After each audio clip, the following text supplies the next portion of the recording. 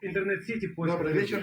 Настал момент попробовать бревнышко распилить. Меня жена не поймет. Захар, У меня до тренировки еще есть ребята. давай, ты же можешь соблазнить сейчас одиноких россиян Розетку своим включим? потрясающим харизматичным вокалом.